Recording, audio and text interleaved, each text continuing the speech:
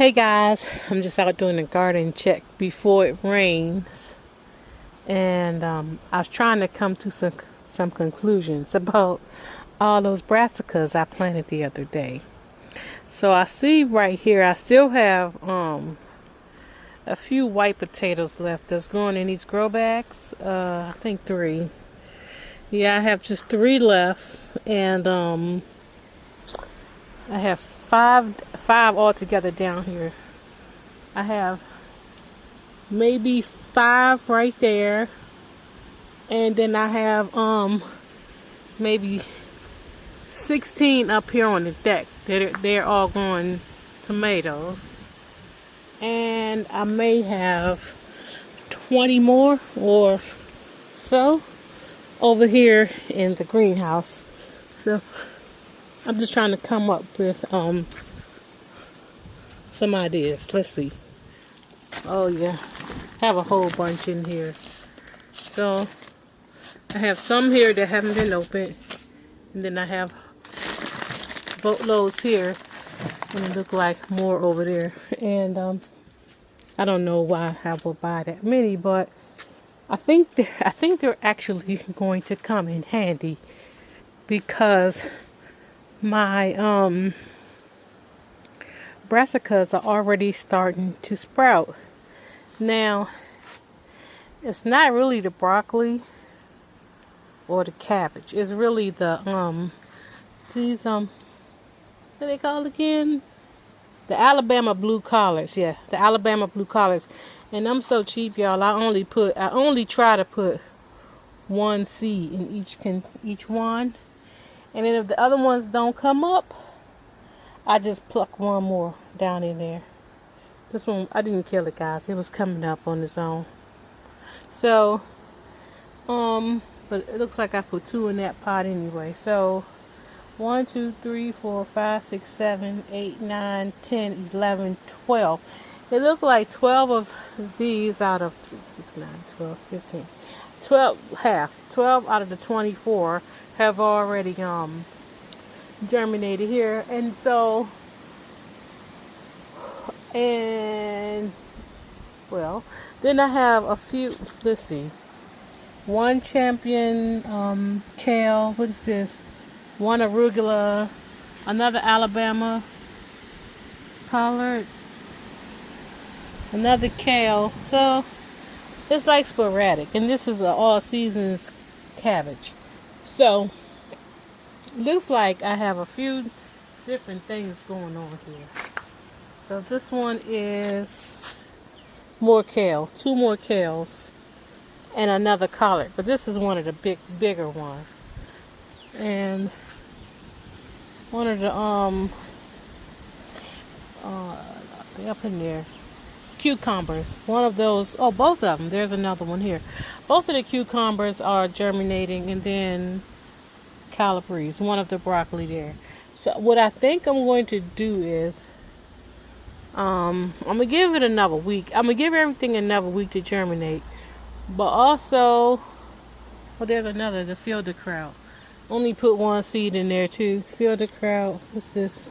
All seasons. So, and I think these are purple sprouting broccoli, but I can't remember. What I'm going to do is, I have so many grow bags.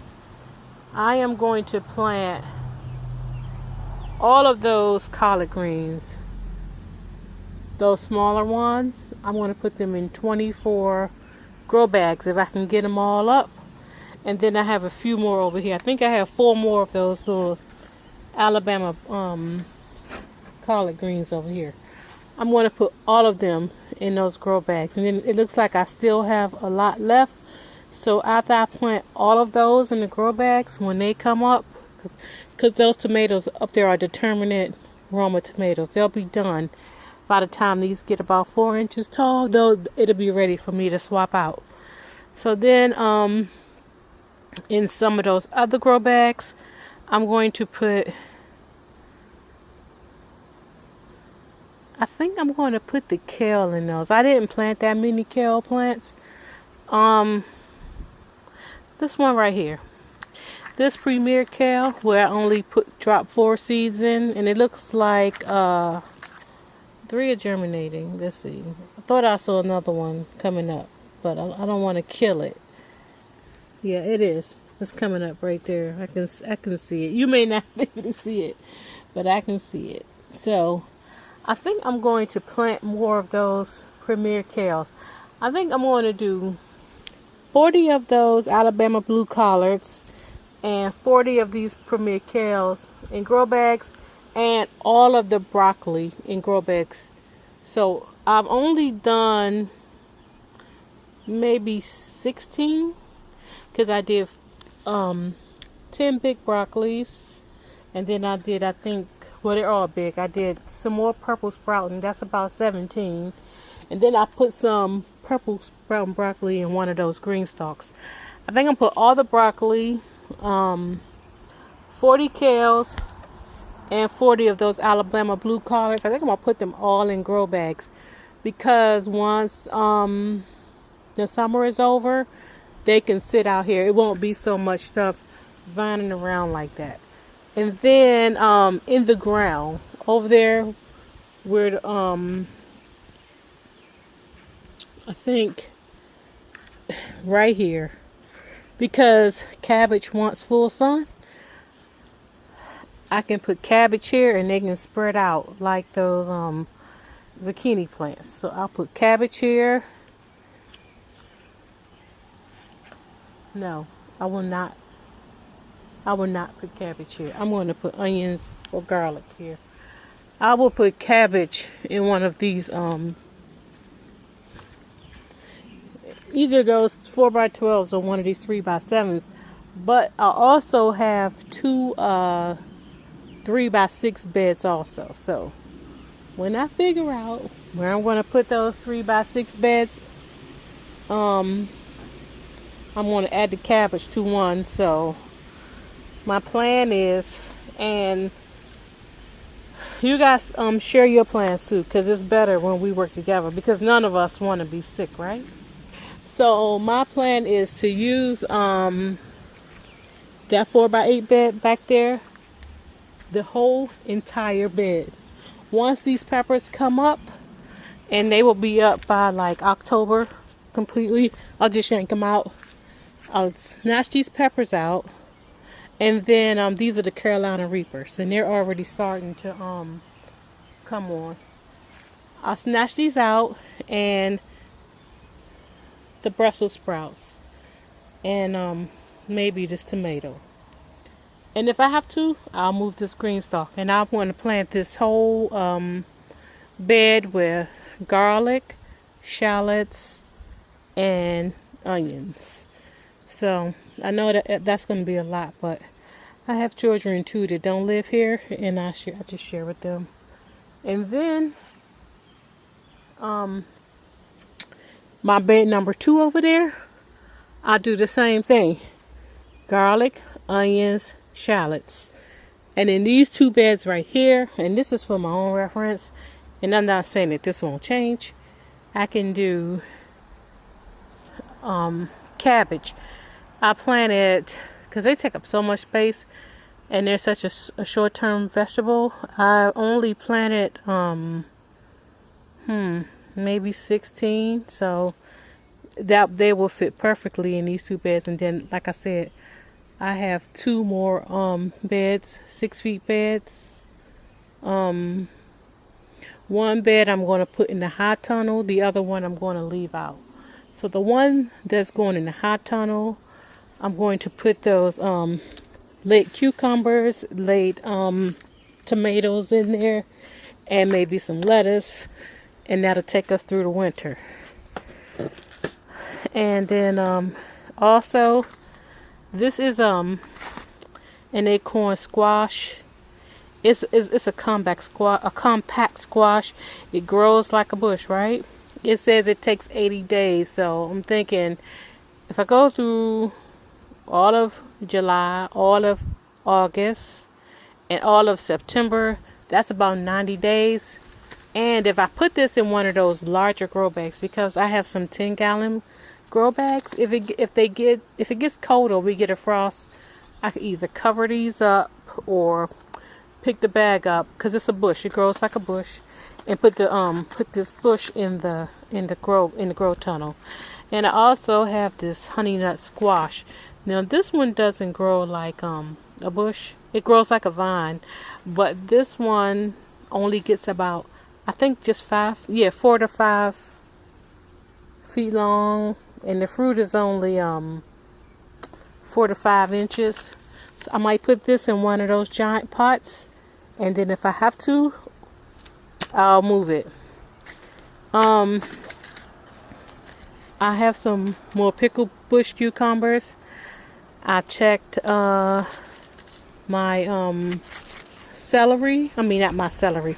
I like to make my own homemade relish and my own homemade pickles. I check my stock.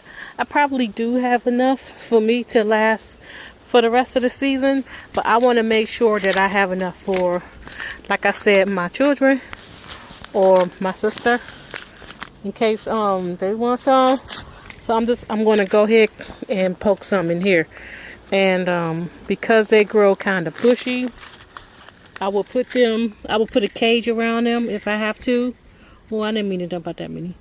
I put a cage around them and then stand them up. And like this tomato plant can also be pruned, so I'm not really worried about it. So I have two seeds here. I'm going to move over and put only 2 more because I put a sunflower. No, this is not a sunflower. I put a collard green there, and I want to make sure everybody is nice and happy and have enough space to grow. So these cucumbers, like I said, they're going to grow like a bush, and I can easily train them up another cage, just like how I did this one, and it will stay nice and compact. I won't let it vine out. This one right here that you see going across the trellis, that's the vining type, so that's not what this is. So I don't have to worry about that happening. And I will pick up the rest of these seeds before I go in the house. I think that I'm going to do three pickle bush in here, so that by the time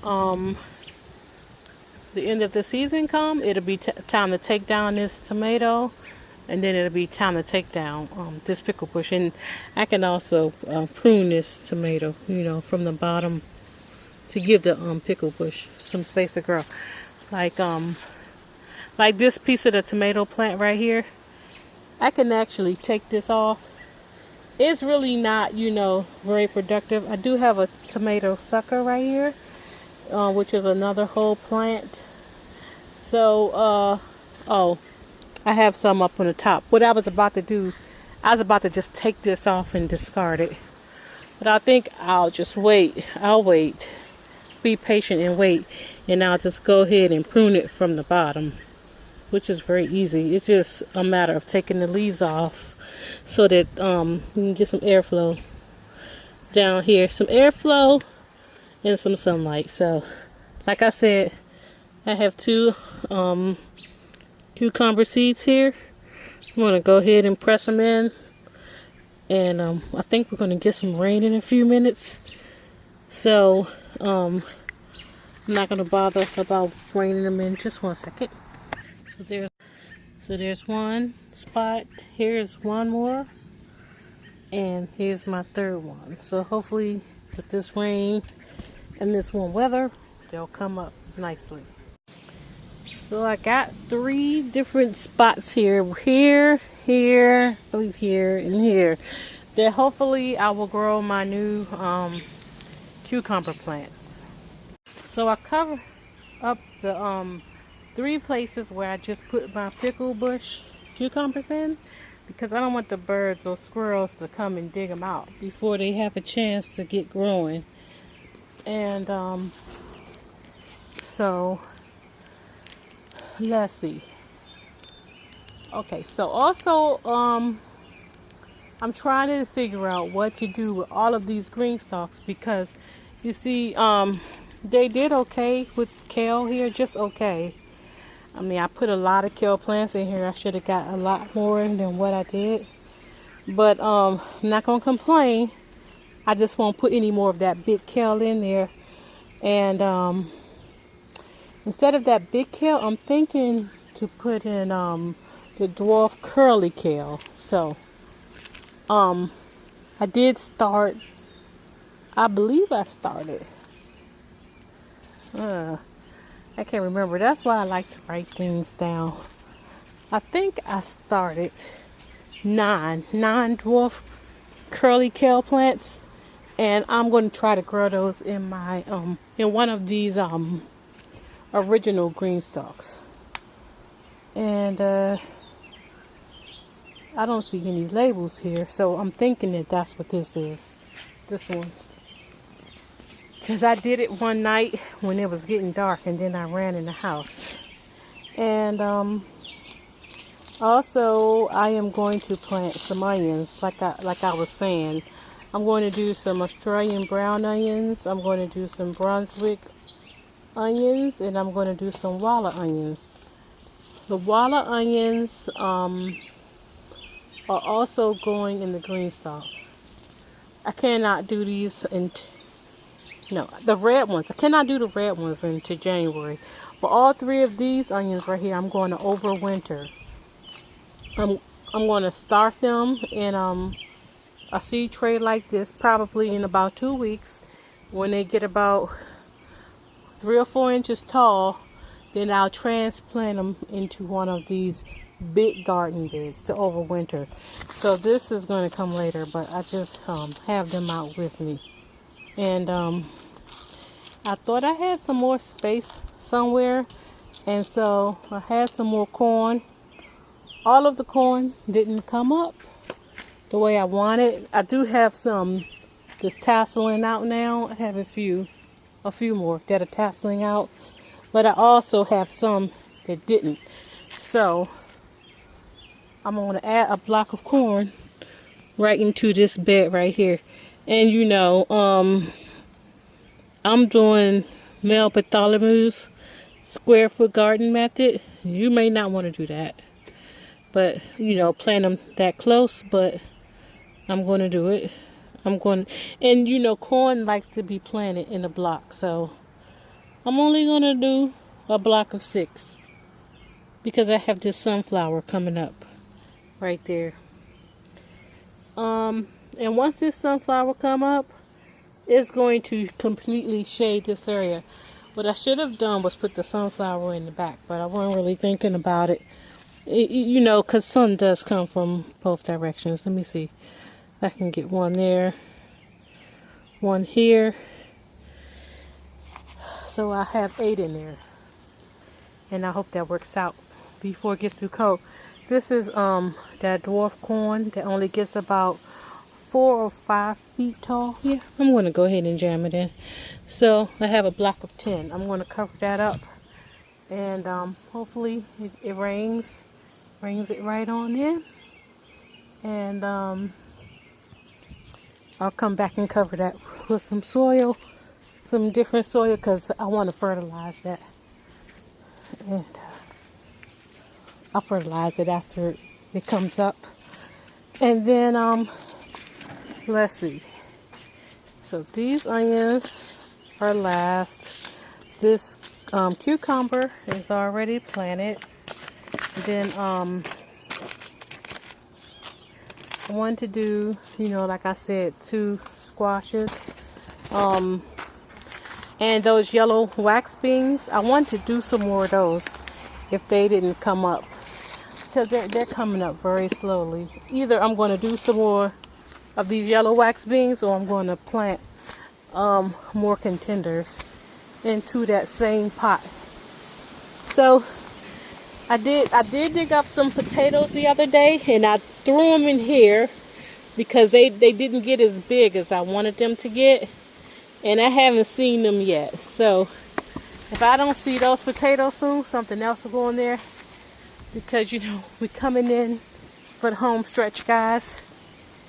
Okay, so this is the bed right here with the yellow wax beans. So I feel like they should be doing a little bit better than what they are, especially since the contender beans that we just planted 3 days ago are already up.